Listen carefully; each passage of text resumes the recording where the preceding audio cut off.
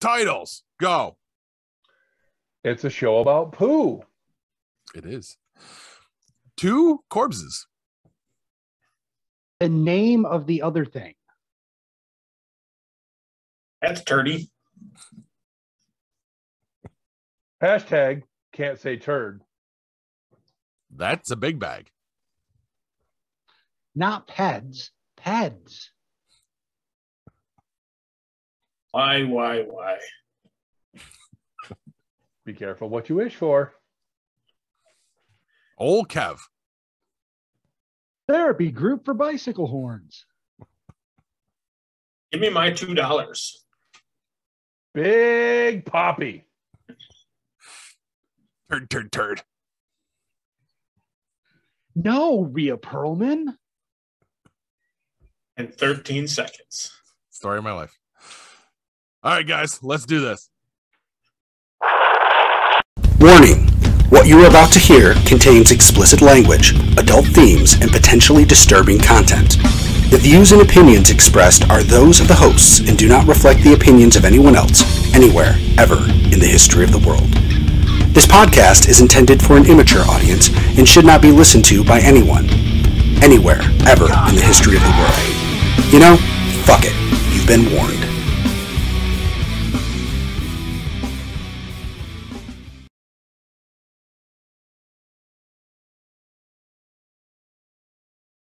Hello and welcome to this week's edition of Geek Pod. I'm your host, Paul. I'm Hugh. This is Corbs. And I'm Kev. Guys, just kidding. Before we get into that, Kev, you have the floor, my friend. Hey, I just wanted to throw a couple little stars our way. A friend of mine talked to me the other day, talked to us about our wonderful podcast here. He's been listening, and I didn't realize it. I didn't realize he'd been following along, and he had a couple of really good things to say about us. He likes the opening a lot with when we do the whole title thing.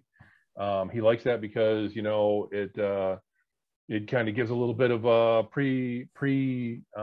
premonition or whatever you want to call it, a little foreshadowing of what's to come. And he also said, and he meant this a lot. I mean, he was a big smile on his face, gave a little chuckle. And he said the news segment is his favorite part. Aw. Thank you, Kevin's friend, who he hasn't named yet. So Hugh's got a really big head that just got bigger. His name's Rob, and if you wanted to thank him directly. Thank you, Rob. I hope I don't disappoint this week. Right, and then this is just the worst news ever. It's what you get, Rob. Yeah, that's Kev was telling me about that earlier today. That's really cool to hear. We really appreciate that. Thanks, Rob. Maybe we'll have you on the show sometime.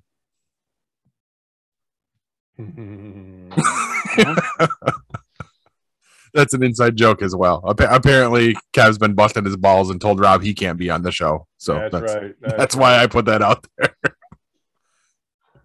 He'd be great. He'd be great on the show. He would just sit there like a deer in the headlights. So it'd be like having 2 corpses. Did you say Corbses or corpses? Corbses.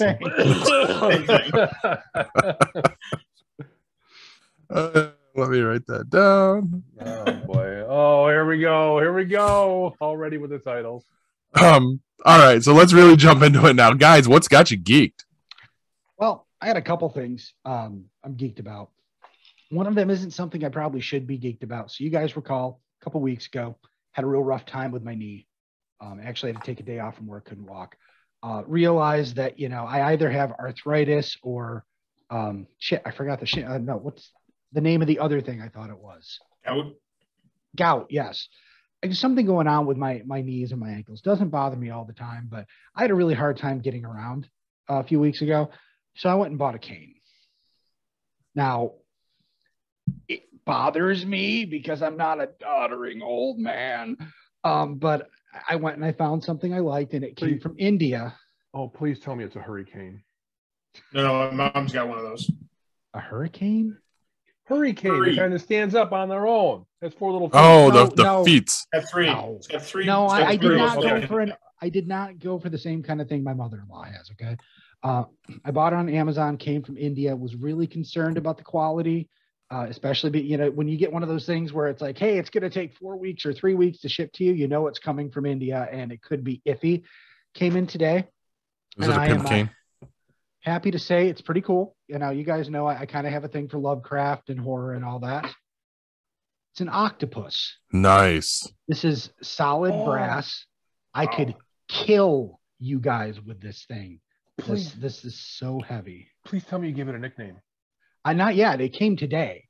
Can I make a suggestion? Sure. Octopussy.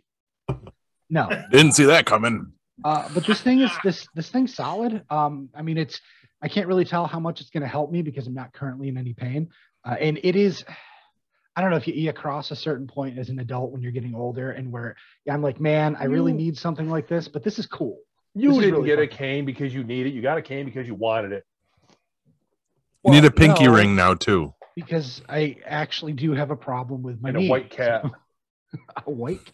I have 4. I don't need another cat. But I was happy with that. Put laser beams in its eyes. Wow. Man, I can't wait to see you as an old man. The other thing that I'm kind of geeked about is, and I don't know if I brought this up. So we had a bit of a shake up at work a few weeks ago. You guys know about it. I'm not going into any other detail. But a call was put out that, you know, they needed some help with the forums and with our what they call the Rever Council, which is kind of where they bring on some of the contractors, and basically we meet with them, and it's kind of like I don't want to say like a union, but imagine something like that. But they can say, hey, we're noticing this is going on, and it's a really cool thing, you know, so we can communicate with them on a direct level. And I put my name out there and I got picked. So I'm now, along with my other duties, I'm also putting out fires in the forums and asking questions. There are some things I get alerts for, and it's kind of hands off unless something comes up in the Discord. Like one of those people I mentioned, that council, they're the ones that are actually seeing these things. They pop it in the Discord. Then myself and one of my teammates, we kind of go in there and try to manage it. But it's kind of neat. You know, it's not a promotion, but it's another responsibility, something I can throw on my resume. And like today was a kind of busy day for things with that, and I had a lot of fun. So I'm excited about that. Yep, an unpaid additional job expectation. Gotta love them. Yeah. Well, in all fairness, I threw my name out there. Okay, when it was brought up in our meeting, our boss said, hey, we're going to be looking for some volunteers to kind of help out with the forums. I saw a bunch of the younger people's faces light up and stuff. I'm like, oh, they're all going to grab that. A day or two goes by, and I just mentioned to my boss, I'm like, hey, you know, if you don't get enough people for this, you know, I'll throw my name out there. I'd be happy to help. Really just wanting to be seen, offering to help. I was positive that these positions had already been filled already. I did not think in a million years I would be one of the 2 people that actually volunteered. So I wasn't actually expecting to get this, but that's cool. Very cool. Don't let the power go to your head. Careful what you wish for. Careful what you wish for. Corbs. Yeah. What's got you geeked? Not too much this week. It's been pretty kind of just a blah blah kind of week. My son mentioned something about wanting to to learn to play golf. So that's kind of cool. It gives me a chance to take him out to the golf course and whatnot. So I think we're going to go hit golf balls or over the weekend, or go up to the turning stone and hit golf balls. So other than that, not too much. Just been kind of a very laid back, chill kind of last, I don't know, 4 or 5 days. Not too much going on for me. I had the day off today, which was nice. Even better, which explains why you actually responded to me today. Cool. Yeah, well, I mean, I didn't respond to you right away because I was busy losing money. Yeah. I hate when that happens. Yeah, especially when it's, you know, self-inflicted losing money. And you keep putting it in a machine, it just keeps going. Yeah. That's not how ATMs are supposed to work, just so you know. It is how they're supposed to work, but no, ATM gives you the money, and then you take it to a place and you put it in that machine, and you keep pressing buttons, and it's supposed to give you money back, and it didn't like me today. Wasn't working. That's no fun. It's No. almost like it's rigged. Yeah, No. almost like it. So Um, yeah, I mean, and I had a doctor. I had my 3-month checkup today for my doctor today. So, but she isn't in the office. So you did the whole virtual thing? No, I went and met with somebody else today. Wasn't real happy with her, so I go back in 3 months and see my regular doctor. So Nice.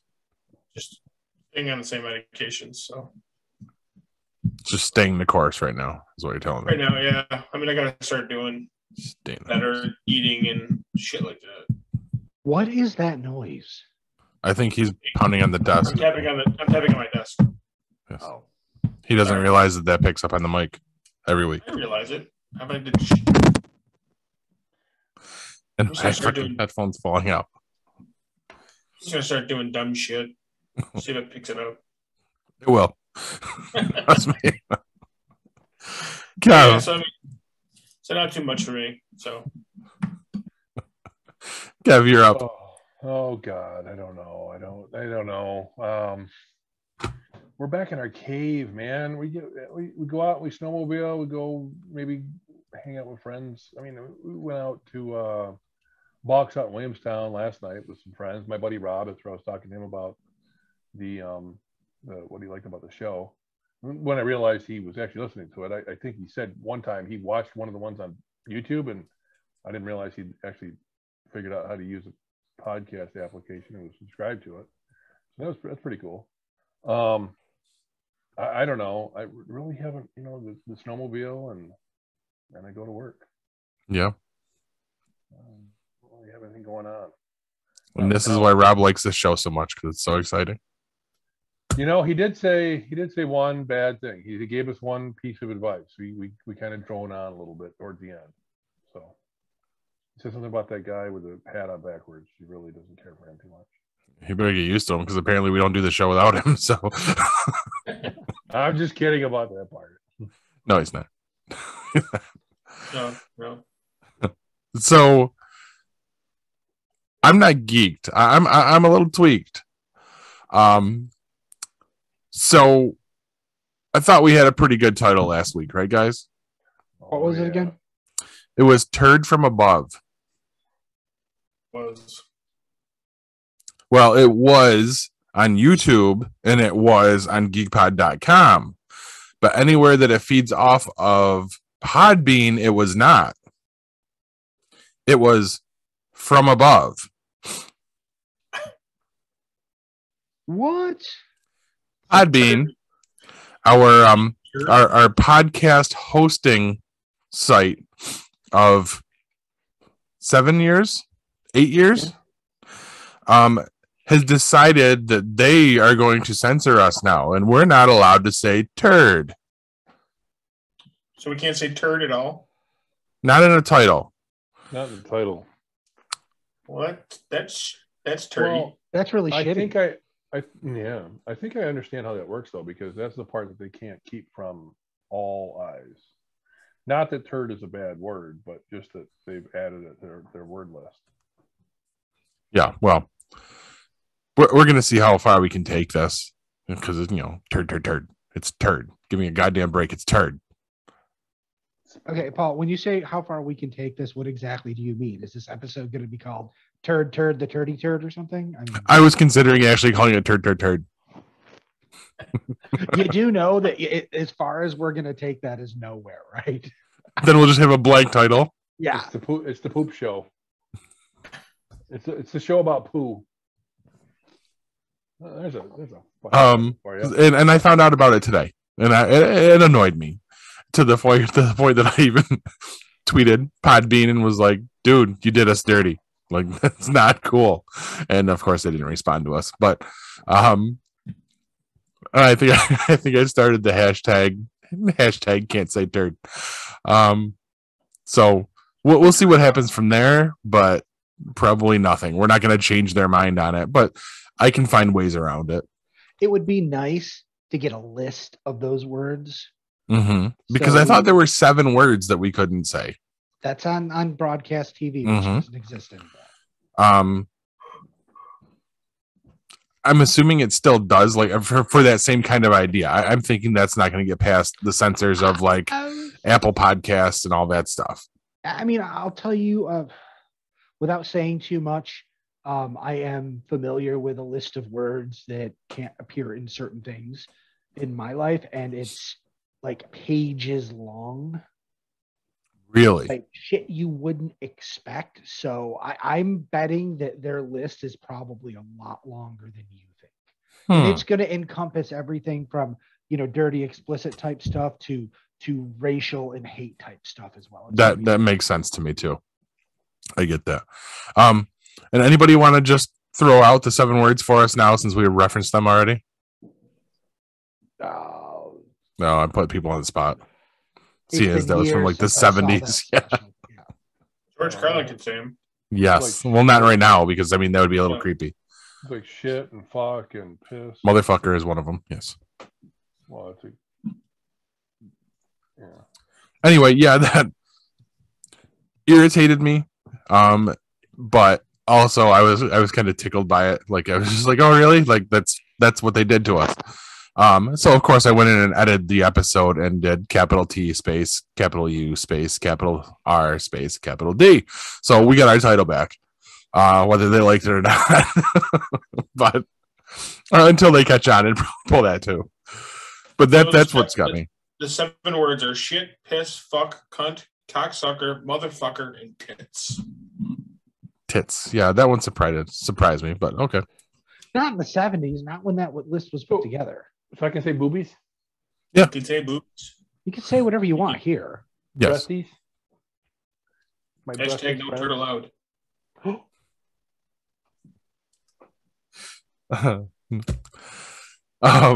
So yeah, that was it. That was it. And it's been a week of nonsense around here too. Monday night, Kristen got to play vehicle tag. Oh. Yeah, it's got slid into. It wasn't not even in the good way.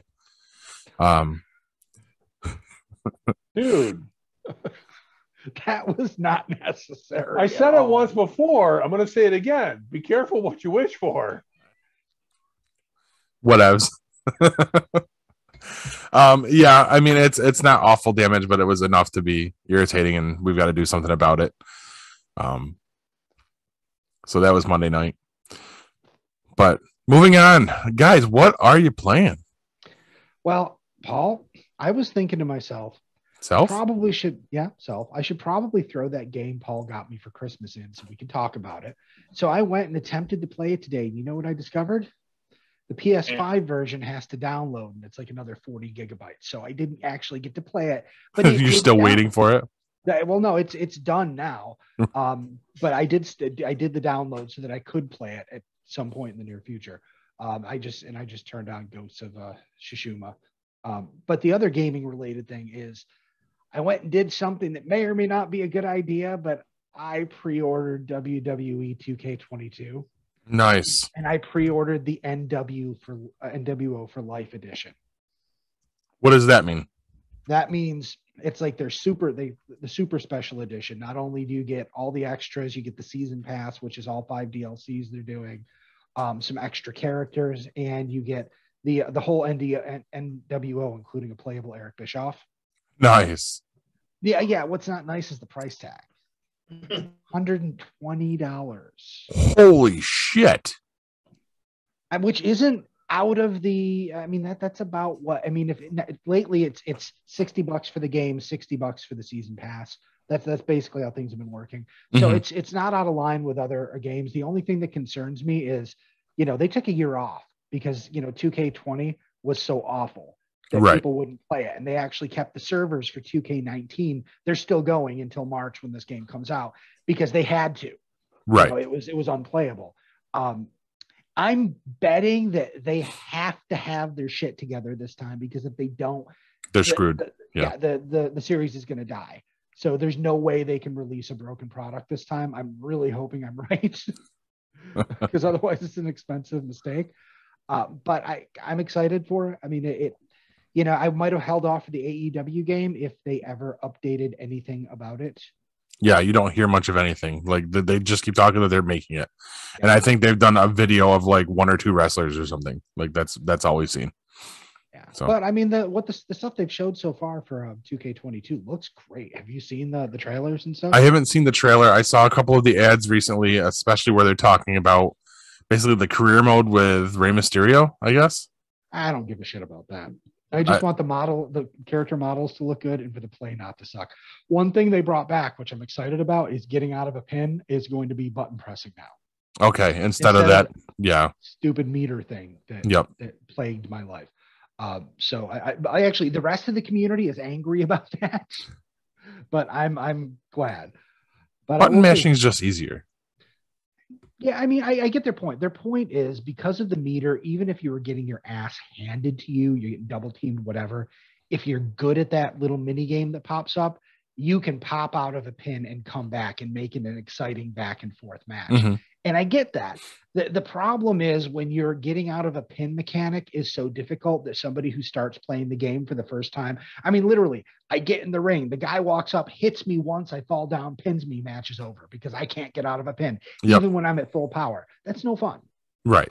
Yeah, that was happening to me for a while, and that's when I realized it's one of those where you have to hit it at just the right time to get out. Yeah, and I mean, yeah, people could say, well, you got to get good, or there's a learning curve. Yeah. Yeah, but there's one... It also shouldn't be that you're so discouraged with the game the first hour that you're playing that you're not going back to it. Yeah, exactly, which is exactly what happened to me with 2K19 and now 20. I went back and created a few wrestlers and, watched their entrances, but I didn't really play the game again. Right. Yeah, it gets annoying because it completely stalls your progress and you're like, why the fuck am I bothering? Yeah, I feel you on that. That's it. Okay. Corbs, you still collecting your spoons and he's playing fingers. Yes. He's doing the fingers. I'm still playing my cooking game and Family Island and whatnot, but my son actually is playing Hitman. The original or the new one? All 3 of them. Oh, nice. He downloaded them onto his Xbox. And I walked in there one day and he was playing it, and I'm like, "What the hell are you playing?" He's like, "Hitman." I'm like, "Yes." Agent 47. Yep. So he was playing that. He's got his he got an Oculus for Christmas. Nice. And I bought him a couple of games for it. I bought him the Darth Vader pack or something like that. He's playing that too. So Castle Vader or whatever it is, or Vader Immortal. Vader Immortal. Yeah, the Immortal. I bought him the Immortals pack for it. So nice. You've been playing that too, so it's pretty cool. Other than that, I mean, I haven't really tried it because I got you should. Well, I got some problems with prior concussions. I get motion sickness really, really easy, so it's tough for me to do stuff like that. So, well, as long as you stick with something that's stationary, you'll be fine. You don't get motion sick, like things like Beat Saber or anything where you're in a spot. And maybe you have to point a thing to move. It's when you're playing a game where you're actually using the stick and walk, like Skyrim. Everyone understands. You don't understand what Skyrim is. Yeah. You know how that gameplay works. Skyrim makes me sick as fuck because I'm moving and my brain's like, you should be walking, but you're not. Right. And that's what causes it. But stationary stuff shouldn't give you any problem at all. Okay. A couple things you can do. Ginger helps. Not ginger ale. I mean, I get maybe a little bit, but I actually have a tube of ginger paste, a little bit of ginger before you start, chew some gum. I have a fan blowing on your face, and I've heard, but not tried, putting in one earplug in one of your ears. Oh, no. Okay. Oh, so I've heard of that with your balance and Yeah. Okay. That's interesting because I mean, I went to the Raceway, the go-kart racing in the mall when they first opened many moons ago. And I did go-kart racing with my dad one day, and the bouncing around in there, even in the helmet, I was messed up for like a good 2 or 3 hours after. It just really screwed with my equilibrium. I had to come home and jump in my bed in a dark, like I had to close the blinds and turn the lights off, and it was pretty bad. I can remember. So, well, just don't be afraid to try it. And I'll tell you, with the Vader Immortal that you have, I don't know about the game. I own the pack as well. I haven't started the game. I've only played the Lightsaber Dojo. Just for you to understand how cool VR is, try the Lightsaber Dojo, because you're in one place and you're just using the saber. That shouldn't give you any problems, but it's a wicked cool experience. Okay. Nice. Hey, have you tried smoking dope? That'll do it too. I hear I've that, tried you know, just settles all that stuff right down. I'm waiting for it to become legal. Well, it is in New York State. That's the next Is it step legal? after McCain. Dude, the woman that hit my mother with the, you know, bad accident had like 10 pounds of marijuana in the car. Perfectly legal. Wow. Yeah. All right. Okay, that's yeah. Well, here comes my next business idea. Weed delivery service? Something like that. They tested her, said she wasn't using it at the time, so she wasn't under influence. I guess that's all that matters. Yeah. I thought that there was a limit, like you can only Yeah, have I so don't- much on. I'm saying it was 10 pounds. It was a bag. I don't know how big. All right, I was gonna say, if it was That is a literally big 10 bag. pounds, The bag was bigger than her hand. It was big. A lot of it. Buddy of mine does. My buddy of mine up in Utica. There's enough so that she would have went to jail before the laws changed. Gotcha. Wow. Nice. Yeah. Kev, what are you playing? I'm playing hide the sausage. No. you didn't happen to slide into Paul's wife, did you? Oh, I told him, be careful what you wish for. No, I just still Just Cause. Just when I get a chance. I've actually had my desktop off for a couple of days. Nice. I haven't really touched anything. Just been away from it. You know, just trying to go outside and play outside. Play in the snow. Enjoy the winter for what it is. Yeah. I'm still playing Guardians. Sticking with that. I'm up to chapter 4 now. I like I said last time, I went back and got all of the costumes so far. I'm going along with that as best I can. Still, this is a lot of fun. Lot of Easter eggs in that back to the comics. And I know this isn't a direct port from the Guardians comics. But there's a lot of references. I mean, Rocket in a lot of the cutscenes and when you're speaking to him, a lot of talk about Half-World and stuff like that, references to other things that happen. The element guns are starting to become element guns eventually in the game. You start getting options on different shit you can do, and it's really cool. Hugh, now you can probably start by tomorrow, and you'll probably be caught up to me by Saturday. I got to ask you, challenge-wise, how difficult is the game?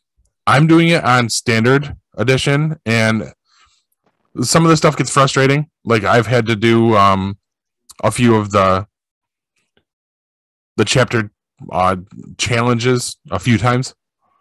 Okay. You got to think about some of this stuff, and a lot of it is button configuration. You got to know what to hit when, and you need to think outside the box for some of the stuff. Okay. One of you say element guns, and that concerns me only because I've always hated it in video games where it's a fire guy, you need the ice gun. It's an ice guy, you need the fire gun. It's like fucking Mega Man all over again. And I run into that with Ghosts of Tsushima because there are different stances. And right now I only have 2 stances. But here's the thing. One stance is good for most enemies. Oh, there's a guy with the shield. Bang, bang. I have to change my stance or I can't do anything. When it gets up to 4 of them, it's going to probably make me want to fucking punch something. And I understand, again, the whole get good thing, or, you know, you need to learn how to play the game. But there's also that I just want to have fun. Yeah. I don't think you have to worry about it too much. First of all, like I said, I'm in chapter 4 and I just got my very first switch out for it. And it's useful and it's easy. Okay. It's not something like it's literally hitting a directional button to change what it is. It's nice if it's for a level because that level is themed.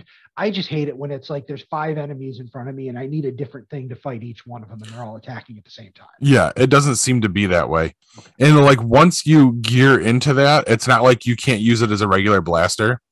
It's just like right now, like I said, I have the freeze version of it and then it's a regular blaster. Regular blaster is R2. That's what it always is.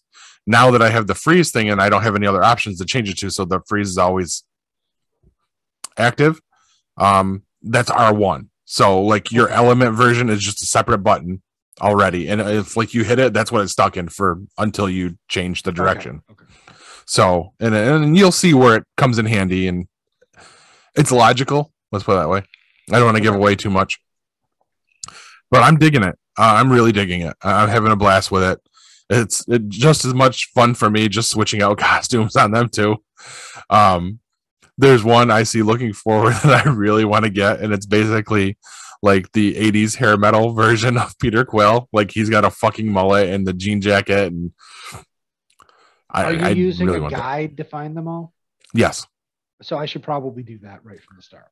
Yes, because like I said, I made it to 3 and then I realized, oh shit, I'm already missing ones. Because I'd read something that said just go down every corridor, even if you don't have to, and you'll find the stuff. Yes, and I mean they're not hard to find. It's just a matter of finding where you're supposed to be going. But if you go down every corridor and everything, you're gonna find like your components and stuff to unlock perks for your moves and stuff like that along the way. Stuff that's gonna help you out. Okay. They're sprinkled all over the place. So it's a good time. I'm looking forward to you jumping into it. Okay. And quickly surpassing me, because we know it's going to happen. Search every trash can. Well, yeah. I do that in real life. You should. Oh. You never know what's in there. And do yourself a favor. Walk around the ship and check everything out. It's not going to unlock anything for you, but there's just some really cool Easter eggs and shit to find. I'm not going to tell you what it is, but I've found sprinkled over these 4 chapters, there is a running theme of just weird shit that you have to keep doing, and you'll understand it once you get there. Okay. Like I want you to come back and tell me when you've got it figured out, because it just clicked in with me last night. So, all right. Well, I think it brings us to a good point for Kev's tabletop review.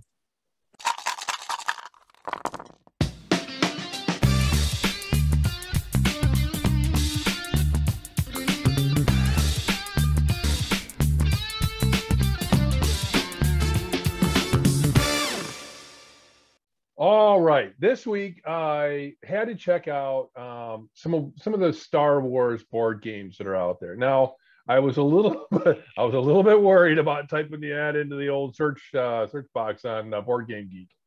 As you can imagine, there are quite a few results, but the one that it really stuck out and really drove home with me was one called Imperial Assault. Now, what's really cool about Imperial Assault, in my mind, is it's got a bunch of expansion packs. Now, a lot of people are like, well, a board game with expansion packs is just a board game creator looking to, cash in on more money.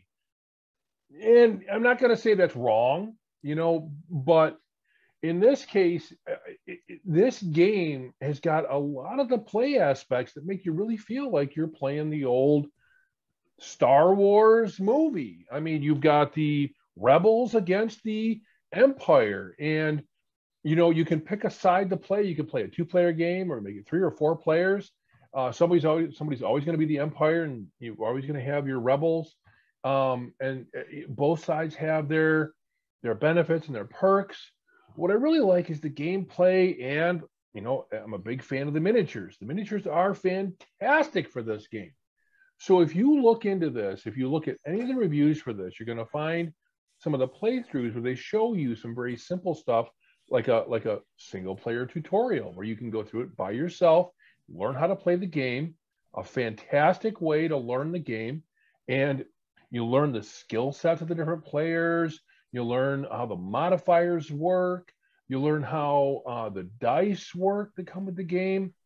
Really, it's a fantastic looking game that, as one reviewer pointed out, is a lot like a game called Descent. Now, what Descent is, and what Star Wars, the Imperial Assault is a dungeon crawl type game. So what you do with the board is you actually build a map on the table by connecting pieces, kind of puzzle-like, putting in obstacles like doors or computer access panels that they have to get through that can take away from movements for the different characters, and crates that provide resources or benefits, and gameplay provides experience and other resources where if you live through the gameplay, you get better skills, better weapons, etc. So it's a really fun looking game, very, very interesting. Some of the expansions include, yes, of course, a Boba Fett expansion, which fits the theme of the evening. So again, like I always say, check out, or almost always say anyway, check out BoardGameGeek.com and look for Star Wars Imperial Assault. Check out the game reviews. Take a look at the miniatures. They do not come painted, but if you look at the videos that are connected to Imperial Assault, you will actually find several videos that are tutorials on how to paint miniatures. And I got to tell you, some of the folks that have shown their painted miniatures have done a really nice job, and they said they never did it before. So Wow. very, very cool. And they come out very well. I mean, all the characters you can think of, the stormtroopers, the Imperial officers. Now they might have Darth Vader, but they don't have like Luke or Leia. But they do have like a Spice Runner and a who's a female character, and Jedi, of course. You know, has to go find his lightsaber before he can actually have it to fight with. So. Wait, every time he loses his lightsaber before every battle and has to find it? Probably a lot like Obi-Wan in the prequels, you know. Oh, where'd my saber go? Oh, somebody get it back for me. Oh, I'll just use somebody else's. Kind of something like that. So, but it's pretty good with that, considering the fact that, you know, a Jedi is actually supposed to be better with his own weapon, but that's beside the point. And as I found out this evening, some lightsabers are actually dependent upon their users' feelings. Interesting. Maybe they all are. I don't know. But no, check out. I'm diverging from the topic here. Star Wars Imperial Assault. It as far as I'm concerned, it's definitely worth looking into, and it's definitely on my buy list.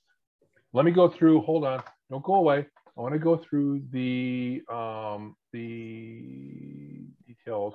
1 to 5 players, 60 to 120 minute play time, age 14 plus, and the weight is 3.3 out of 5. So this is a little bit more of an intense game than I normally review. I like to keep the reviews in the 2 to 2.5 range, you know, so that we have games that, you know, anyone can get into and really enjoy. But this one it's fun looking enough so that I think you should check it out. Nice. And it's been around for a while, right? Yeah. This is Imperial Assault came out in 2014, and there's been different expansion packs for it since then. Yeah, a ton of them. Like you can see them at our local places too. They, especially the Clinton Street location of Play the Game, Read the Story. Okay. They have a ton of them stocked. Okay. Yeah. That's good information. I haven't seen them there. I'm not surprised they have them there, and I'm glad to hear that they do. Yeah. So personally, I would go there to buy the game myself, even if it is closer to retail price, because I'd rather support the local businesses. Local business. Yeah. Yeah, I've seen there's been tons of Star Wars games that have come out that have awesome miniatures, like the space battle ones. I don't know. Yeah, the X-Wing. I can imagine the expansions for that are, you know, though it's like, you know, here's another block of space. Here's a new block of space. Yep. I think most of the expansions are more like the different character types and all that. Like you're getting a themed, like, they probably don't do it for the era, but like here's your block of like 5 Mandalorian characters you get and blah blah blah blah. So yeah, probably. Yeah, and the way the dice work is pretty interesting too, because you have each character card has their different features, and the dice work with those features. So if you're rolling for a hit, let's say, then whatever you get on the die can be amplified by what's on your card, and then just the same way, the whoever you're going against may have a block maneuver that is amplified based on their roll. Nice. So very cool. So yeah, so like you said, it's more of a intermediate level. This isn't an entry level game. It's going to take you a little bit, but definitely sounds cool. And I mean, you really can't go wrong with a Star Wars concept. So yeah, some of the reviewers really go into that. They really like beating on that theme. Yeah, you just might as well just hand your wallet over. It's another Star Wars game. All right. Oh, I'm about to lose my headphone again. All right, guys. So why don't we throw it to break and we'll come back to the best segment on the show, the news. Stick with us, guys. The 4th annual Sci-Fi Horror Fest is coming with an all-new location, new guests, and all the same fun, charm, and camaraderie that you've come to know and love. Sci-Fi Horror Fest has a new home for 2022 at the Vernon Downs Casino and Hotel in Vernon, New York. Sci-Fi Horror Fest will be held on August 26th and 27th. Sci-Fi Horror Fest is a family-friendly event featuring fun activities, vendors, and a media area with an eclectic group of podcast personalities. Exciting celebrity guest appearances will be announced soon. For more information and to purchase tickets, go to www.sci-fi-horrorfest.com. Sci-Fi Horror Fest is currently looking for volunteers. This is your chance to be a part of the fun. Please note, details of the event are subject to change due to any lasting issues due to COVID-19.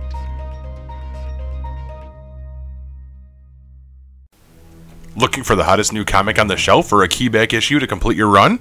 How about that rare statue or action figure that you've scoured the internet looking for? Come to Collectibles Galore. Located in North Syracuse with ample off-street parking, Collectibles Galore has a huge selection of comics, toys, and rare pop culture items you won't find anywhere else. Comics Galore is always buying comics and toys and will give you the fairest price for your collection. New customers get 15% off their first purchase in store. Collectibles Galore for all of your pop culture needs. Stop in and see for yourself why Collectibles Galore is the king of comics.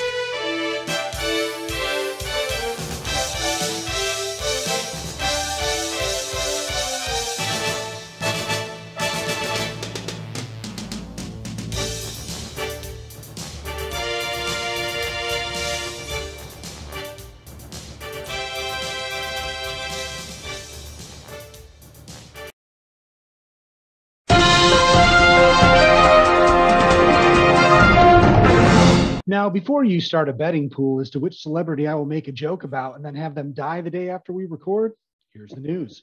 First up, the Black Parade. The Grim Reaper needs to slow its roll. Not only did we lose the operatic rock star Meatloaf last week, but also comedian Louie Anderson. I did not make any jokes about him, so it isn't my fault. I remember Louie as the guy I always mistook for John Candy at first, then realized it was really the guy I always mistake for John Candy. When the news first broke, my reaction was, didn't John Candy die ages ago? Oh, it's that guy. As for Meatloaf, TMZ is saying it was COVID-related, but the family has not commented yet. The guy clearly had a close association with bats, so it really wouldn't surprise me. Next up, the Force Feeding. Respawn Entertainment has announced that they now have 3 new Star Wars games in development. The Electronic Arts-owned studio is working on a sequel to Jedi Fallen Order, as well as a first-person shooter and a strategy game. These join 3 other Star Wars games being developed outside of Electronic Arts. It seems like we're about to get more Star Wars games than we reasonably have time to play. I just hope they've learned from the past games, as they aren't always hits, like Masters of Terras Kai. Remember that? I owned that one. Remember when the best Star Wars games had to offer was Legos and pod racing? Persistence without insight will lead to the same outcome. And finally, the first rule of Fight Club is Meo Boichi Chulafu. David Fincher's Fight Club has been given a new ending in China. It premiered on the Tencent video streaming platform over the weekend. Instead of the ending originally shot, the following text appears on the screen. The police rapidly figured out the whole plan and arrested all criminals, successfully preventing the bomb from exploding. After the trial, Tyler was sent to a lunatic asylum receiving psychological treatment. He was discharged from the hospital in 2012. While I understand the government over there censors a ton of stuff, was this really necessary?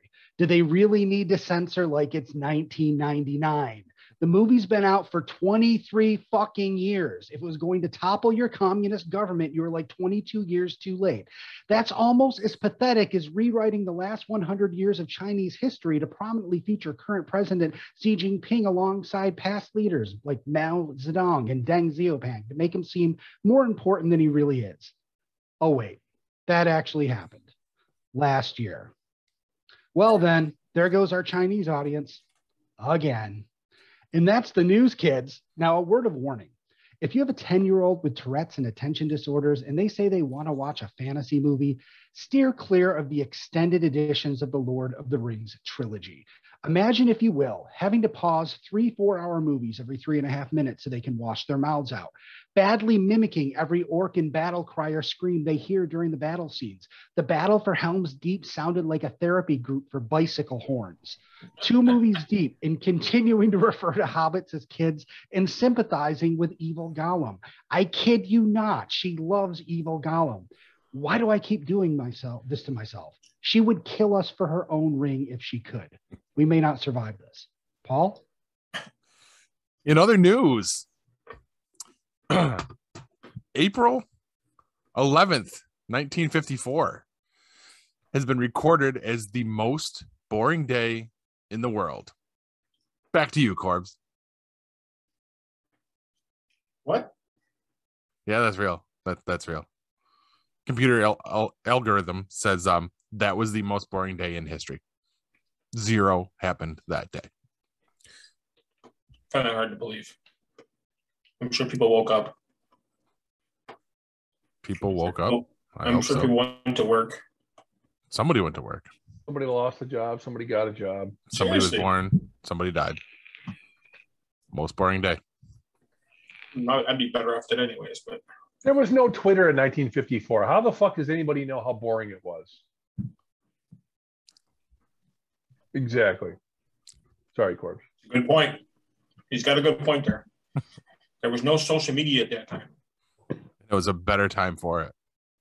All you had was a newspaper. You even know what that is?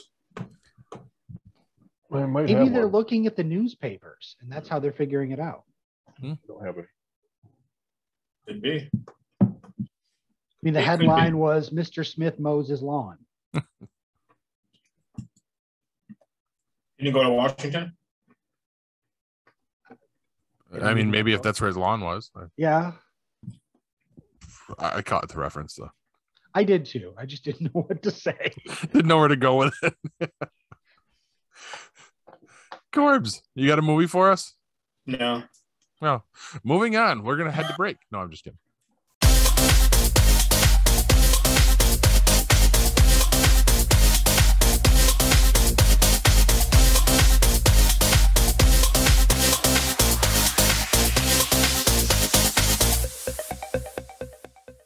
Yeah. All right, so the movie I got today is Better Off Dead. So it is a John Cusack movie. He stars the lead character. His best friend is Curtis Armstrong, better known as Booger from Revenge of the Nerds. So teenager Lane Meyer has a crush on his girlfriend, Beth Terrace. We'll call her Beth. And Beth dumps him to stay with a successful skier, Roy Stalin. Lane is depressed and decides to commit suicide. However, he gives up and tries to improve his skill of a skier to ski the dangerous K-12 slope to impress Beth. Meanwhile, his neighbor, Mrs. Smith, receives the foreign exchange student, Monique, and her fat son, Ricky Smith, considers Monique his girlfriend. However, Monique has an unrequited crush on Lane but he does not notice her. When Lane stumbles upon Monique at a high school party, he befriends her. The upset Lane challenges Rory to a competition on K-12, but then he soon regrets it. However, Monique, a great mechanic and skier, fixes Lane's Camaro and teaches him how to ski K-12. What will happen to Lane? What happens to him? That sounds fucking awful. And stupid. You've never seen it? Never seen Better Off Dead? Oh my god. Oh, that's right. We had this discussion the last time. He doesn't watch anything without superpowers and horror and gore. Yes. And murder. This is the movie that made me want a hot rod when I was in high school and we were in ski club. I always thought it'd be cool to have a hot rod to go to ski club, show up in a hot rod. Did you get one? I got a car. It was a Malibu. It was not a hot rod. It was a later model. It was in like mid 80s. So it was the boxy piece of crap. And we spun out like 3 or 4 times on the way to the freaking mountain because the car was just garbage and couldn't be driven in the friggin' snow. And I'm like, why? You need a truck with 4-wheel drive to go to the fucking mountain, jackass. So I mean, it's a funny movie. It is. Jeff says, you know, it made me want to buy, you know, have a nice, you know, muscle car type thing. I did not get one myself either. So, but you know, made the Camaro cool again after Bullet, Steve McQueen's car and Bullet. Mm-hmm. You know, the Camaro was the big thing back then. So, but it's a good movie. I mean, it's not a great movie. It's not one of John's, you know, top 10, I would assume. Not too many are, though. Did you like it so much that you just threw up in your mouth? Is that what just happened? Yeah. Sorry. No, I think he's been chewing on that puke since he started the review. It's another one of those high school movies that hit at the same time when I was in high school. Yeah. And it was about the stuff that we were doing. So going through. Yeah, it's like Breakfast Club. I mean, I'm not going to say it's as good as Breakfast Club was, but it's that same sort of thing where, you know, I recognized it. Yeah, it spoke to the high school kids at that time and the teenage kids and whatnot. You know, yeah, made us want to blow shit up and blow off school and go find a hot chick and go skiing. I have a best friend who mistook snow for cocaine. Yeah. Go the street fight of this mountain. It's pure snow. Can't move my left arm. Love that shit. Diane Franklin. Yeah. I don't think I ever knew her name, but man, I recognize her face. Is that the mom? No, well, that was Monique. It's the love interest, right? It was Monique. Ah, okay. Man, I totally didn't think he was going to say face.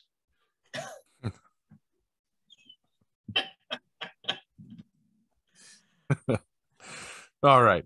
So this movie is so good that Ebert didn't even review it.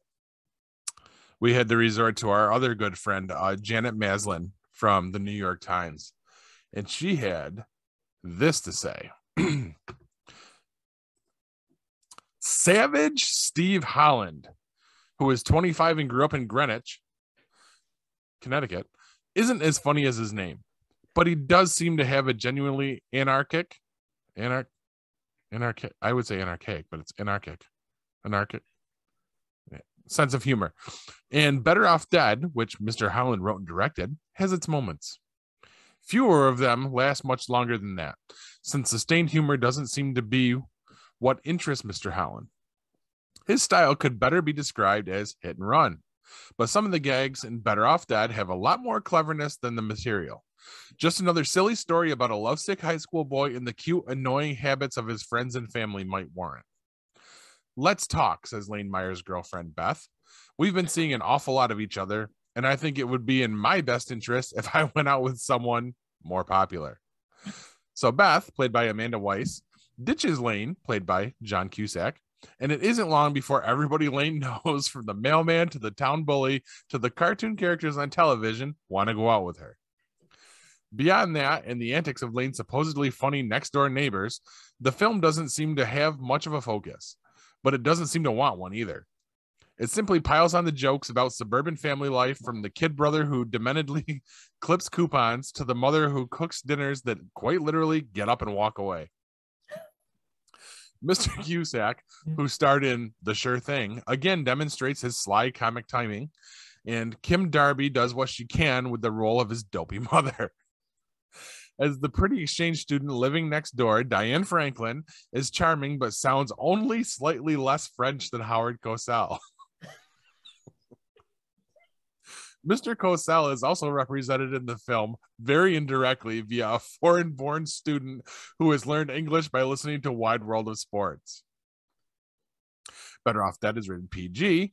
It contains some off-color language. The Boy Next Door, Better Off Dead, directed and written by Savage Steve Holland, director of photography, blah, blah, blah, blah, blah. They literally take 2 fucking paragraphs going over everything about the movie like that.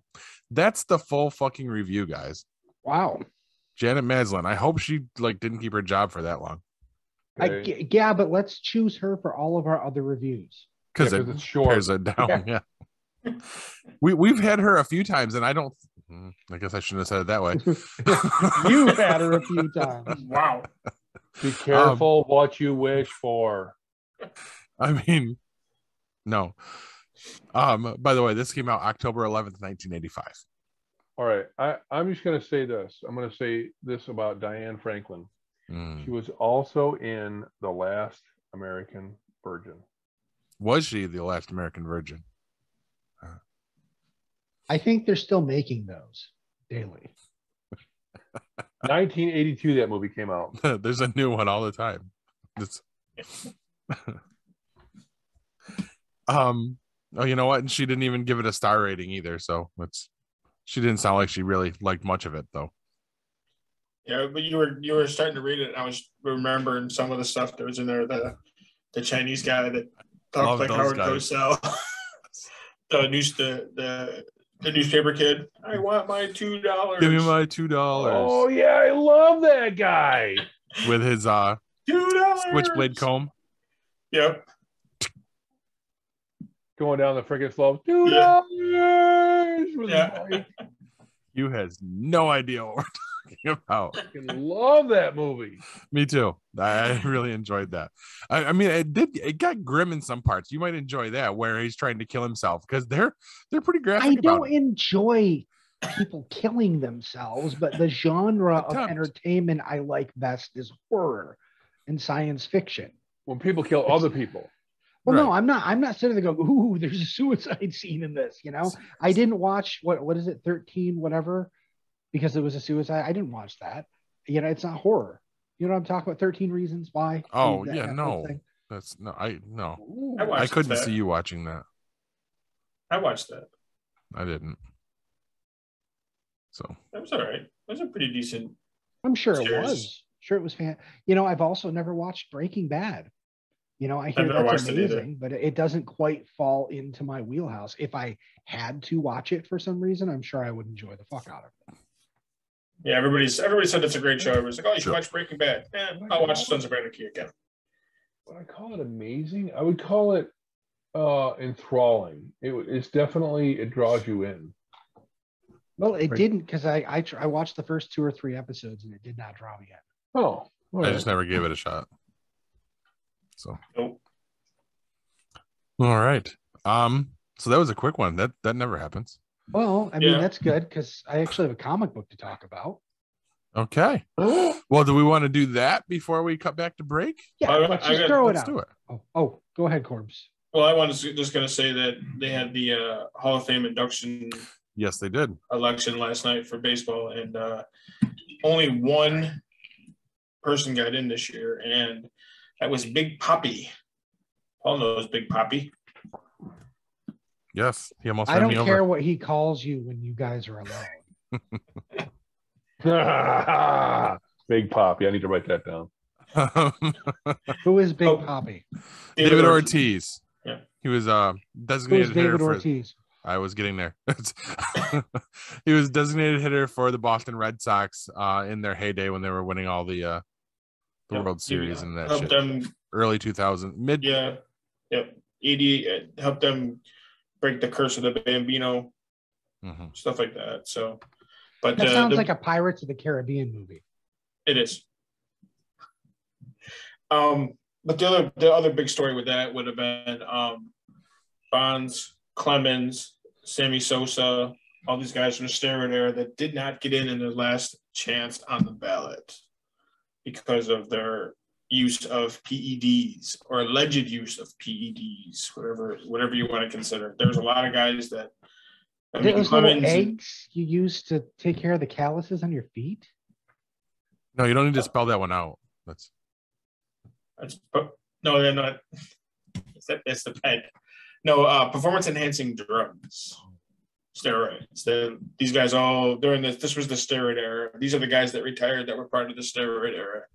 But these guys aren't getting into the Hall of Fame. They've got the numbers to get in, but because the game was tainted at that time, these guys were supposedly using steroids. Only one of them has really come out and said that they did. And that was Alex Rodriguez, which I don't think he's going to get in. Yeah. But wow, imagine if they applied that to the Wrestling Hall of Fame. There wouldn't be one. There'd be Eric Bischoff. There you go. Eric Bischoff, Jesus. But yeah, so I just wanted to, I want to say congratulations to Papi. Big Papi. Oh, and the other thing is, Paul, I don't know if you have watched any of the playoffs football. You said you haven't. I haven't. Of the 4 games that played last weekend, the three underdog teams actually won by a last-second field goal. Mm-hmm. So the 3 games were really close, and then the Chiefs won in overtime. Yeah. So last weekend was pretty good. A barn burner. Yeah. Yeah, last weekend was a pretty good weekend for football. So it just was, Even I heard about that game. I saw somebody online make a joke about don't ever let your woman tell you 13 seconds isn't enough. Yeah. Yep. Yep. And I was watching that game and what is that a reference to? What? Sorry, go ahead. Screech. But yeah, I mean the announcers and ESPN SportsCenter the next day they hammered the Bills for kicking it into the end zone at the end of the game and giving him a chance, and then playing such soft. I watched the game. I mean, that defense they played was horrible. So I couldn't believe that what happened and how fast 13 seconds they went 40 or 50 yards down the field to get into field goal range to kick a timed field goal, and then won the coin toss and won it on the opening drive of overtime. The Bills never got a chance to come back. So, but that's the overtime rules. Yeah, which they're all up in arms about now. Yeah. Yeah. Oh, you're right. But nobody bitches about it when their team loses or wins. But yeah, when it's in their favor, it's not a problem. Right. Yeah. Right. They're like, oh yeah, that's the way the rule is. But when their team doesn't get a chance. But like one of the guys on SportsCenter basically said, is like, well, if you wanted to win, you should have played better defense and the 13 seconds to go. Right. So if you'd have stopped them, one of those plays, they wouldn't have had a chance to get down the field. So it's like in politics when the electoral college is working in your favor, you're fine with it, but when they don't, they need to go. Yeah. I would say it needs to go regardless, but that's just me. I'm not going to disagree with you. I can accept losing because at least that's actual losing. Mm-hmm. I mean, like if we all decided to vote on something and Paul's like, but I host the podcast, so my vote counts more. Yeah. Right. Yeah. No. Yep. Your vote does count. Or just count because, does it? Right. Counts once.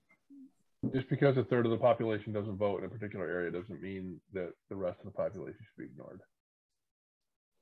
The ones that do, go out, do their part. But speaking of bullshit, yes, what do you got for us? Have you seen the controversy about Son of Kal-El #6?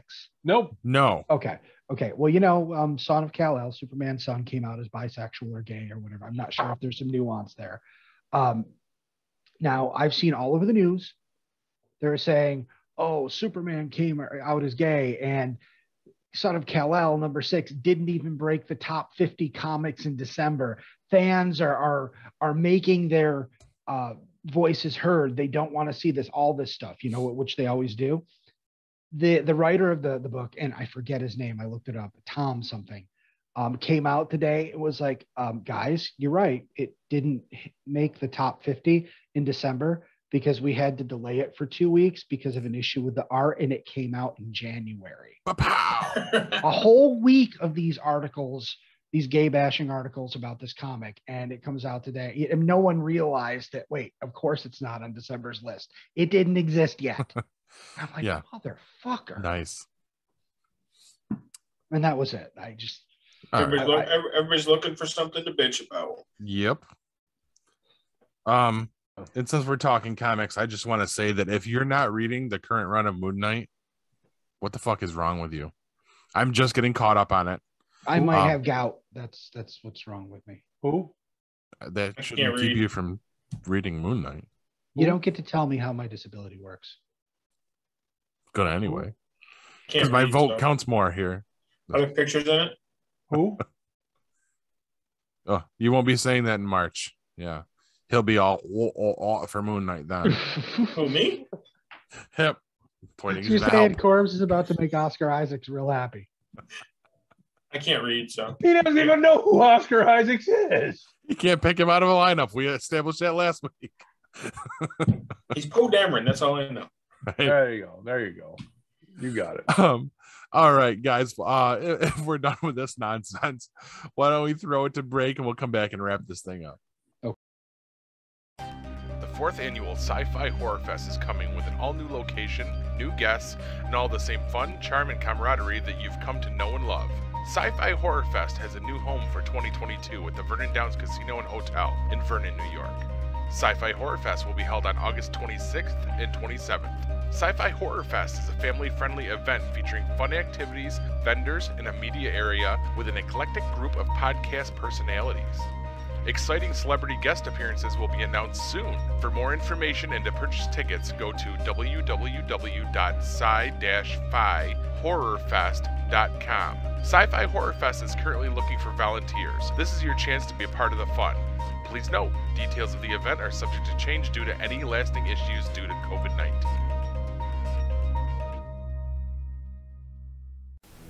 Looking for the hottest new comic on the shelf or a key back issue to complete your run? How about that rare statue or action figure that you've scoured the internet looking for? Come to Collectibles Galore, located in North Syracuse with ample off-street parking. Collectibles Galore has a huge selection of comics, toys, and rare pop culture items you won't find anywhere else. Comics Galore is always buying comics and toys and will give you the fairest price for your collection. New customers get 15% off their first purchase in store. Collectibles Galore for all of your pop culture needs. Stop in and see for yourself why Collectibles Galore is the king of comics.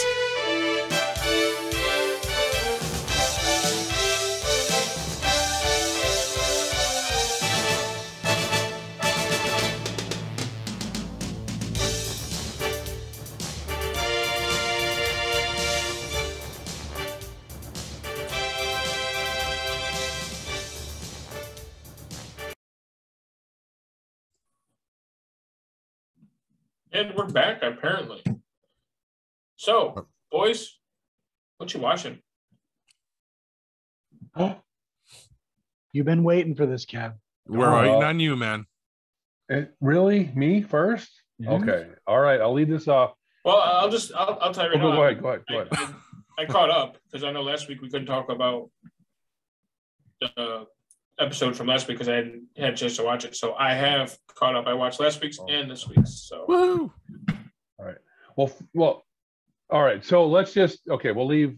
I have two that I want to talk about, but we'll start out with the one that we've all caught up on. We're all there, and let's lead off with this. Peacemaker. If you are not current with Book of Boba Fett, stop now. We're going to give spoilers. Yes. And they're big.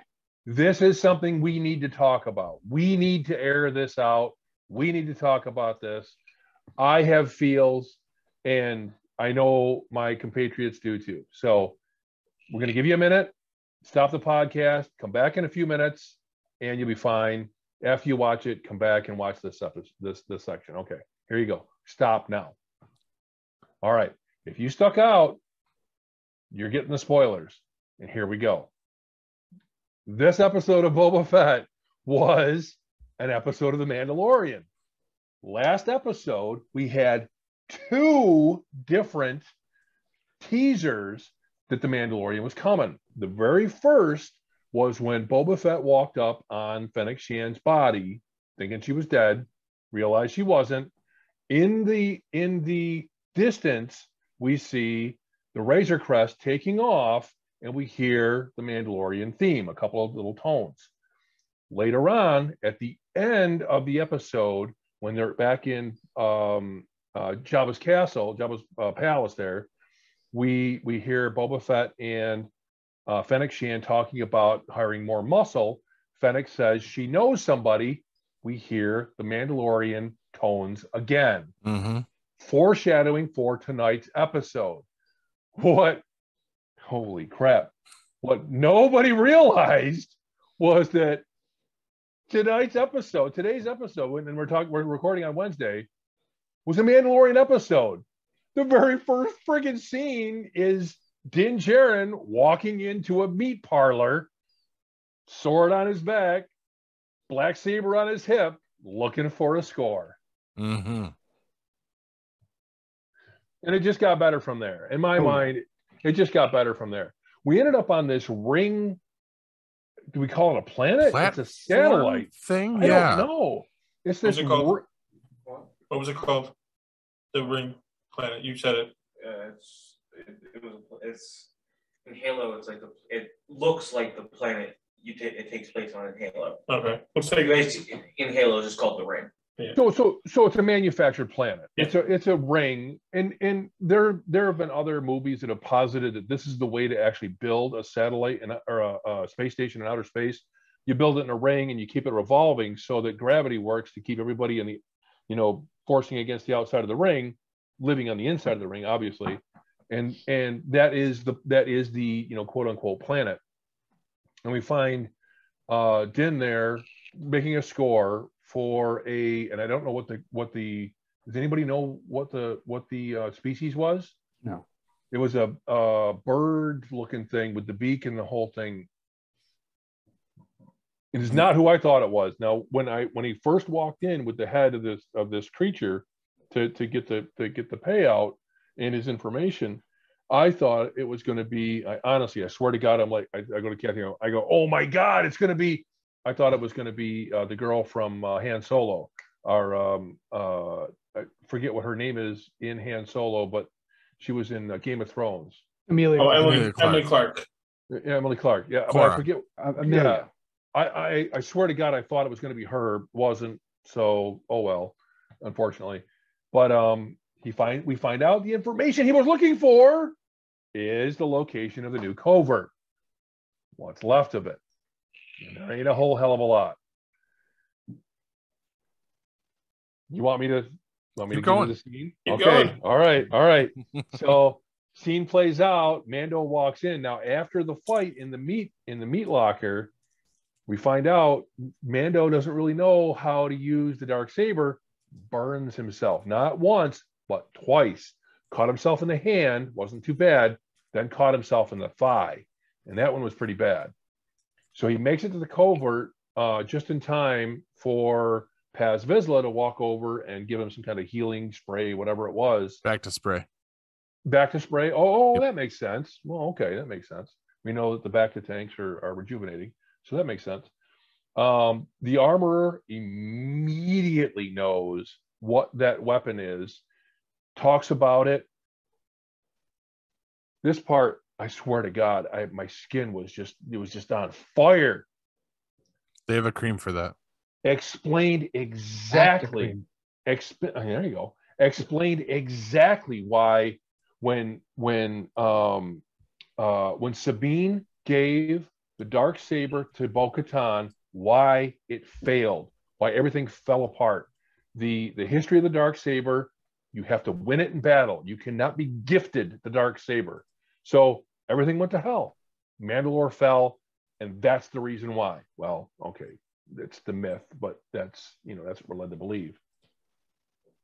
We find out that, and I forget the name, Terry Vizsla,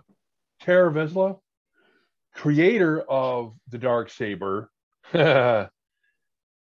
Only up until this point was it posited that they were the same family as Paz Vizsla, because just because they have the last name doesn't mean they're the same name.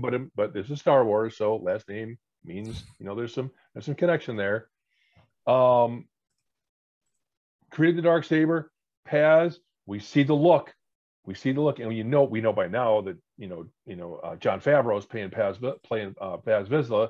So we've got the voice, we've got the whole action. As soon as she talks about it, he looks at it, and they show his face, and they show him look, and you know what's going through his mind. My ancestor made that. That's mine. You mother son of a bastard, son of a. That's mine. That was my armor. I should have had that. That's my lightsaber. I should have that. Whatever. They end up fighting for it. Din wins again. Walks away with it after he is exiled. Mm-hmm. Now that part, he didn't even question it. He's met other Mandalorians. Why didn't he question it to the armorer? Why didn't he say, I met other Mandalorians? They do this shit all the time. Why didn't he say that? He mentioned Bo-Katan. Mm-hmm. All right. I think it comes down to that is how that sect operates. Like that's what they know. That's who they are. They're such a staunch. They follow this writ, whatever it is, so religiously that it's just I don't know. I'm not even sure that it's. I don't know. Whatever it is, now there's only 2 members of that covert. Din is exiled and told that the only way he can redeem himself is in the pools, fountains or pools. Yeah, pools or something under the wherever it was. Something under Mandalore, yeah, in the caverns. Yeah, but they said they were all destroyed or whatever. Right. So okay, off he goes. Picks up his Darksaber and off he goes. Now in the meantime, the armorer tells him, Beskar is not for a weapon. The weapon you have, the spear, can actually pierce Beskar. Very interesting point of fact that we may not have had before then. If you think about it, that could have been the ultimate weapon. Now, was it ever mentioned that spear was created specifically to kill Mandalorians? No, I don't think so. I don't think it was. So that was a very interesting piece of information. It's all gone now, melted down into, you guys know what she made, right? We didn't Grogu? actually, Like a little ball thing. Well, okay, it was put into a bag. They showed what it was very briefly. I saw the rings drop. Chainmail. You think that's what they did? Yep. It's an armored vest for Grogu. Nice. That's my bet, because what else would they make? Because they didn't know the earrings. size. A lot of them. Yeah, like there's a lot of ears there, so yeah, it could be. Wow, I didn't think about that. That'd be cool. My guess is chainmail, because that just makes sense. If it's chainmail made of Beskar, that would be a very, very good protective garment for Grogu, right? Because it will protect him from a lightsaber.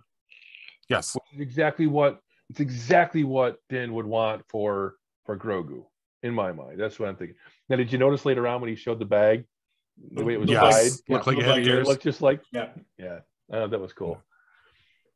So he goes off now. Okay, this is going to be a good conversation next. He goes off and finds the mechanic on Tatooine, who shows him his new ship because he had sent her a message.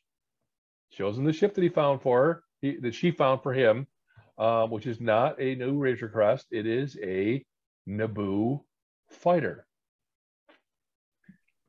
Hugh, you had thoughts.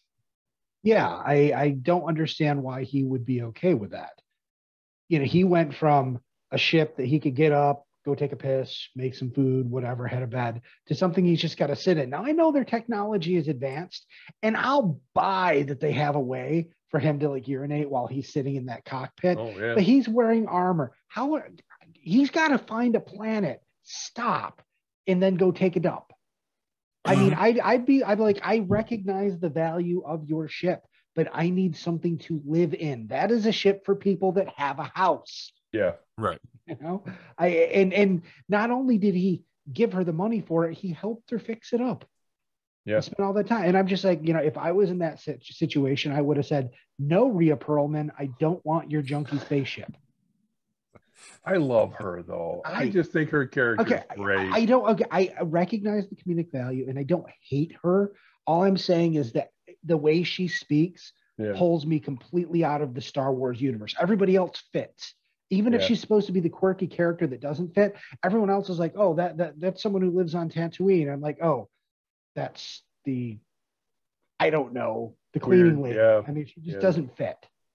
Yeah, no, I understand. I totally get what you're saying, and I'm not saying I'm not completely disagreeing with you, but for some reason I just like her, and I mean she's really just in it for the coin. I mean that's her main driving force, and the reason why I think that Din is okay with the ship that he ends up with is after he gets a test ride, he realizes what it can do. Yeah. And it'll get him there and back again in a short order. It is a highly modified Naboo fighter that, like she said, doesn't need a ring to go into hyperspace. So it's completely self-sufficient. They modified the armament on it, so it's got some pretty interesting weapons on it.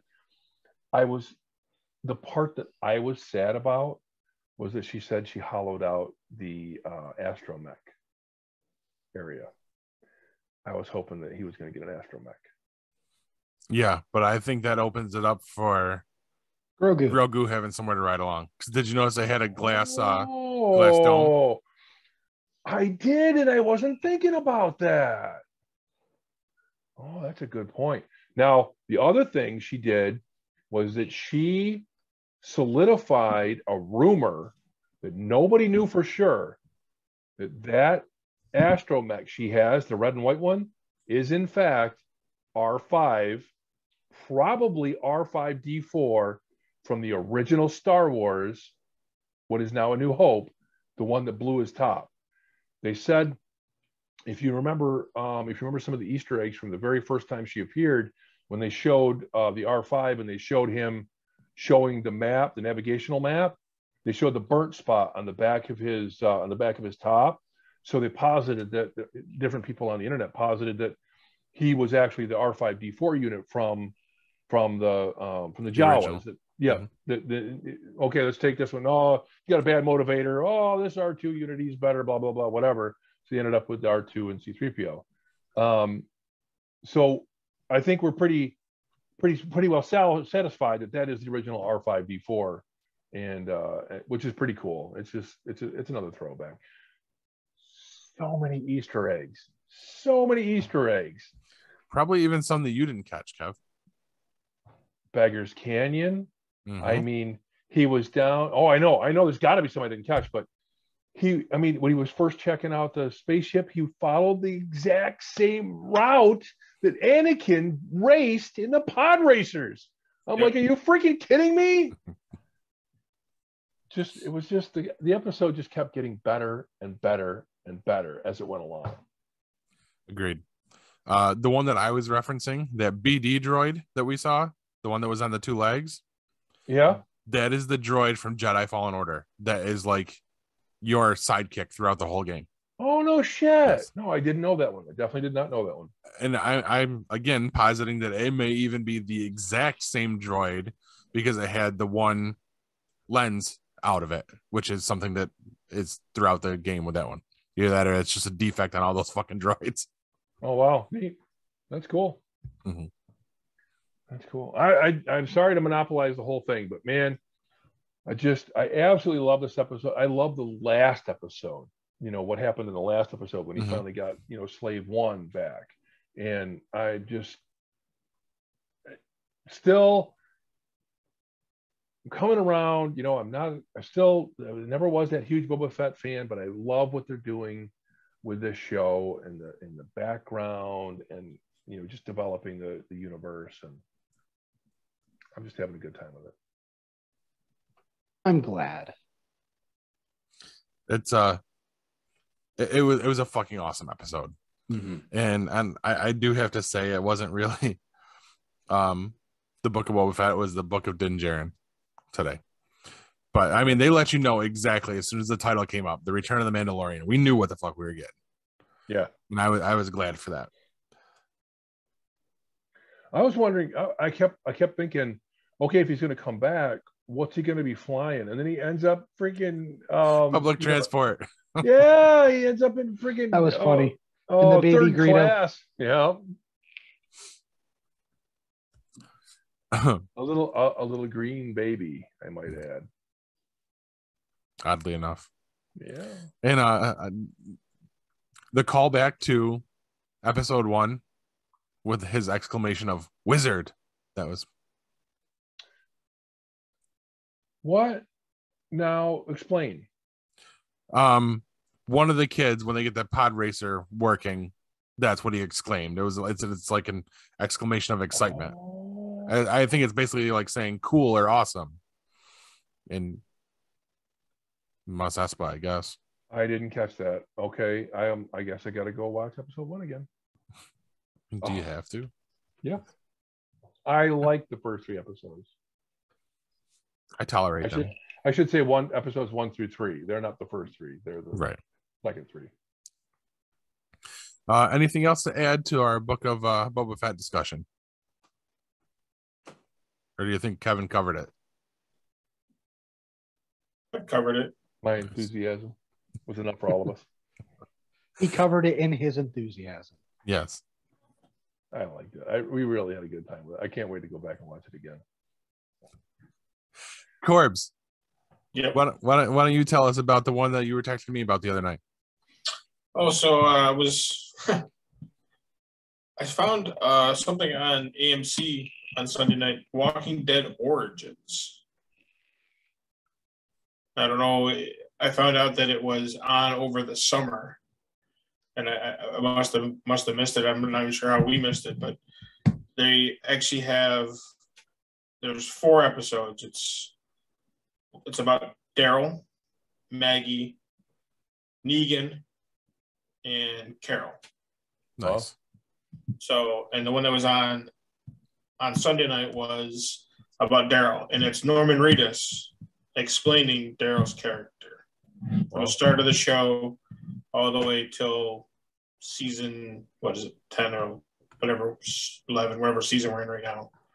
So he explains everything up to the start of this season, and everything from like when him and Merle were first in camp with Shane and everybody, how they were going to rob the camp, to how he became the actual de facto leader after Rick has gone away.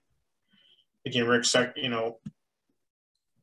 in command and all that stuff. Right. And it was pretty cool. I mean, it's cool to see Norman Reedus talk about Daryl and whatnot, and see the evolution of Daryl from season 1 all the way through season 10. So it was pretty cool. I did watch on YouTube. I did watch the one about Negan.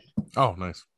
So that was pretty cool, because I can't find the one about Maggie's the second one. So it goes Daryl, Maggie, Negan, Carol. I can't find the one about Maggie, and I couldn't find the one about Carol either on YouTube. So, but I watched the Daryl one on TV. The Negan one was pretty cool too, because it shows how, basically it shows how he started out before the apocalypse. He was, a teacher, gym teacher and whatnot and all that stuff. So they're pretty cool. So, but again, I don't know how we missed them. Well, for the record, we didn't miss them. They're basically fancy clip shows. So yes. I ignored them because I hate clip shows. Right. I knew that they were on, but I'm like, this is just all the shit I've already seen. I don't need to watch that. Right. I didn't know they existed until he texted me the other night about it. Like that was, yeah. Yeah. So. But that was it. All right. Well, I think those. Kevin and I can discuss Station 11. Oh, man. Now, I want to start this off by saying, Paul, Corbs, don't watch the show. You're not going to, and it's not one of those, you're not smart enough to get it kinds of things. The storytelling in this show is hard. The path that it takes. My wife hated it. Absolutely hated it. I will say that I loved the set pieces and the actors, and every performance was fantastic. But the fact that you may have 3 different time periods in the same scene, and it's not one of those everything comes together at the end. It does actually all come together in the end. But up until that point, they are jumping all over the place so much that it's challenging to watch. You have to accept that until the very last episode, you're not going to understand almost anything. And then you're not going to understand everything at that. I mean, as an example, the very first episode, strong performances by everybody, but it's basically this: an unemployed, uninspired slacker wanders around Chicago with a minor he's kidnapped. And that's it for 60 minutes. Wow. That's a good way to describe it. Yeah, it is. But it sounds awful, but you get to the end of it and you're like, was that good? You don't find out what happened after the end of that episode until like the 9th episode. Yeah. Wow. Characters move on and stuff, and pieces have moved around, but 9 episodes later, you finally find out what happened immediately after the end of episode 1. Yep. Now, again, that's why I'm saying it's not bad, but I struggled with it. My wife only watched it because I'm like, we have to watch this show. Kevin says it's the best thing ever. By the way, she does not taking any of your recommendations anymore. Oh, come on. If you feel you're up for the challenge, it is amazing, but it's hard. It is. No, and I agree. I completely agree. And it is tough because it does jump around. But if you just pay attention to what the characters are wearing, you don't even have to really pay attention to their ages. Ages help, especially in the case of the primary character, Kirsten. She starts out very, very young. She's 8 years old. And then this is 20 years later, which is when the ending of the show happens. The primary storyline is 20 years post-pandemic. So they talk about pre-pan and post-pan. Those are 2 very distinct periods you need to understand. And then they talk about the number of days post-pan. Day 1, day 10, day 100. So those periods are very, very important. Excuse me. They do jump around a lot, but what I found very, very, very cool was that they just give you enough information to make you wonder, what the fuck happened? How did she end up where she is? Where did that person go? What happened?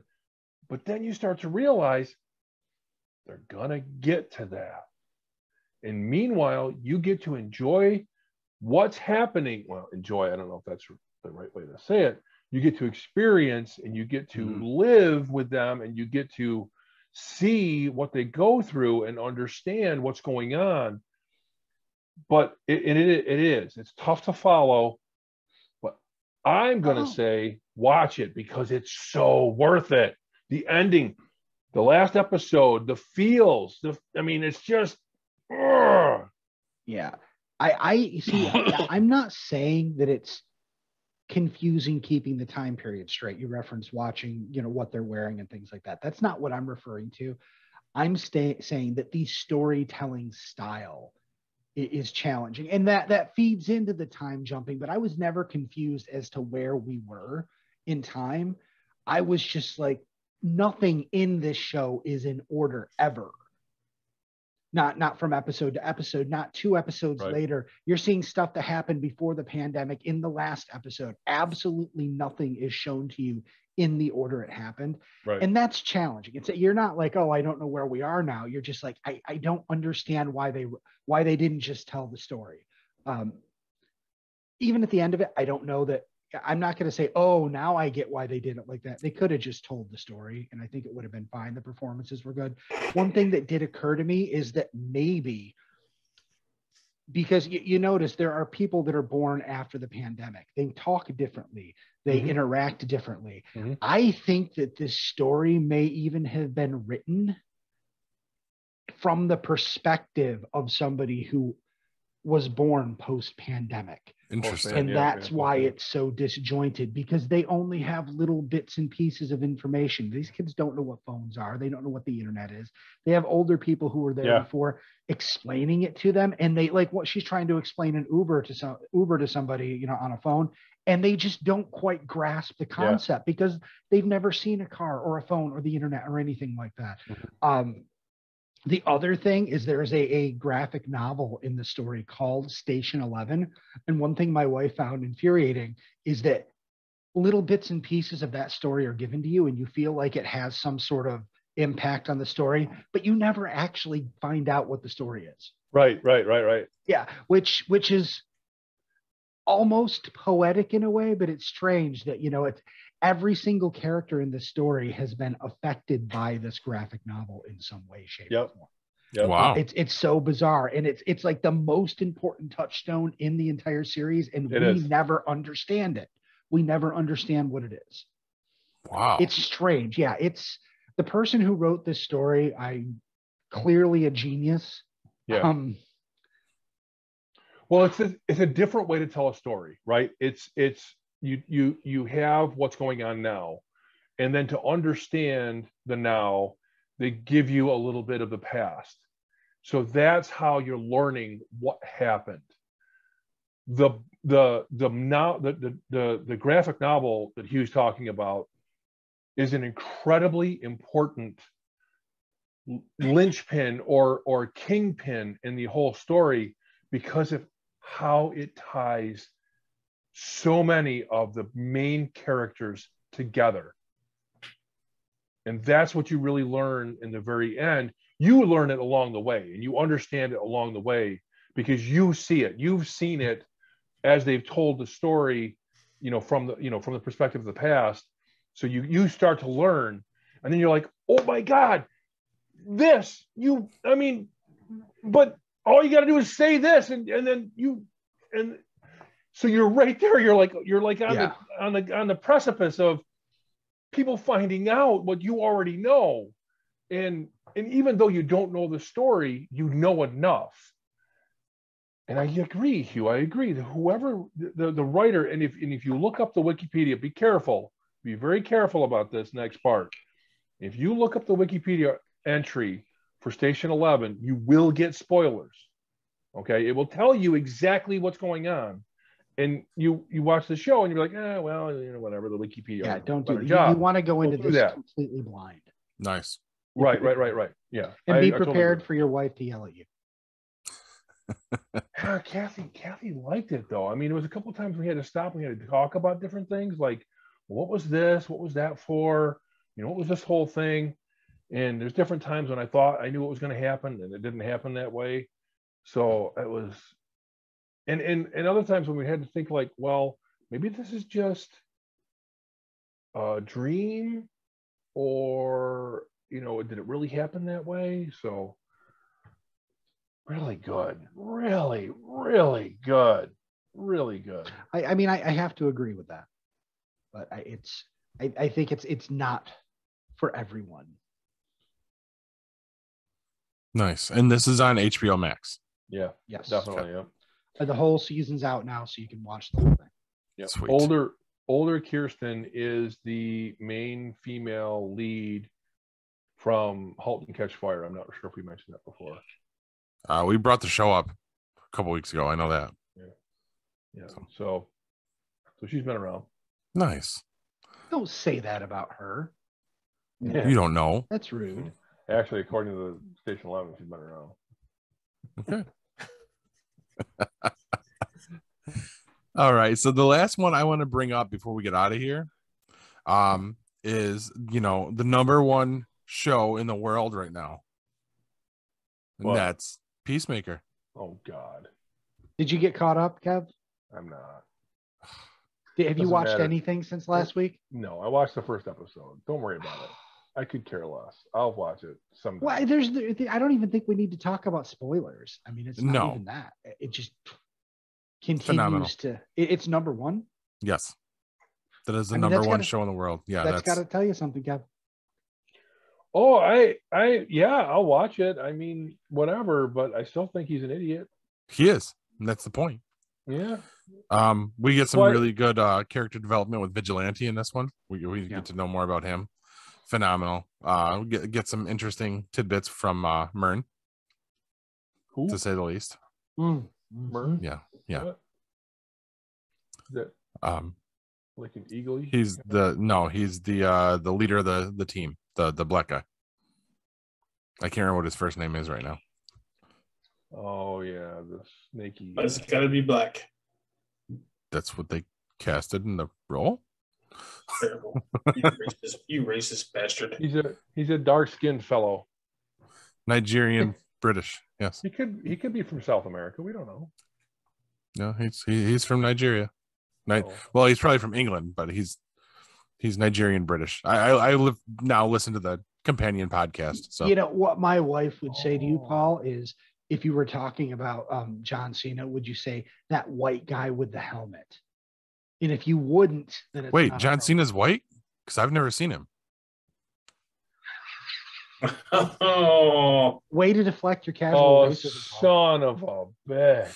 It's the only descriptor we can use so they understand who the fuck I'm talking about. No, it's not. You could have just said the leader of the band.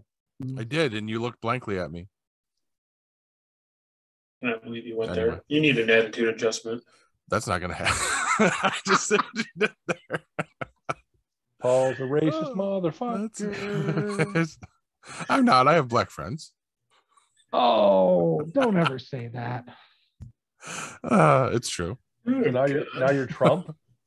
Oh, that's just rude. That's just rude. Anyway, before any more of the wheels fall off of this show, are we ready to wrap this up? Yeah. All right. I'm going to drop my racist wisdom nuggets for you guys. Some things are better left unsaid, which I certainly realize directly after I say them. Good night, everybody, and megabyte me, bitches. This has been a GeekPod Network production.